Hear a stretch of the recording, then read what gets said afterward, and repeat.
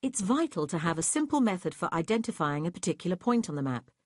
This allows you to give information about that point without direct reference to the map, whether you are transferring information to a GPS device or just telling someone where to meet. Most maps incorporate a grid which sections the map at regular intervals.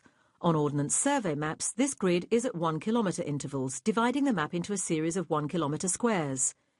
These grid lines are great for providing a quick reference to scale and to show north. They're also essential for giving a precise location using a grid reference. The 1 kilometre squares are grouped into larger 100 kilometre squares that span the country. These bigger squares are given a 2-letter code that can be used to identify where in the country your piece of map is located. In every 100 kilometre square, the grid lines are numbered from 1 to 99, starting in the bottom left-hand corner. Each kilometre square can be identified by the number of grid lines its bottom left corner is to the east and to the north of the 0 point of that 100 kilometre square. Let's take this village which lies right in the middle of a 1 kilometre square.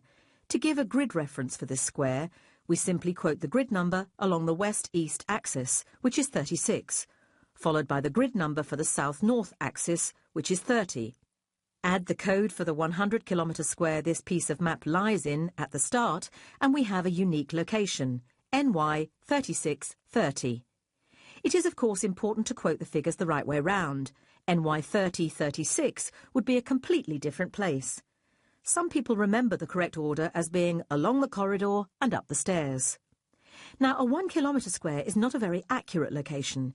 It's good enough to find the village, but not to locate the church, say.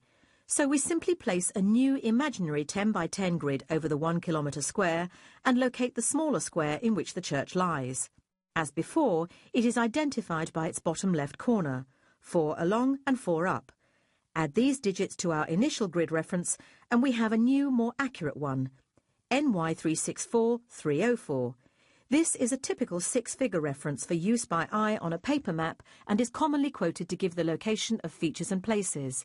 It does, after all, give the location within a 100 metre by 100 metre square. A GPS, however, will use grid references that are more accurate still. By adding another 2 digits to the reference in exactly the same way as before, the location is identified down to a 1 metre by 1 metre square. This is actually so accurate that a GPS will struggle to give a consistent reading at that point, an issue that we deal with in another section.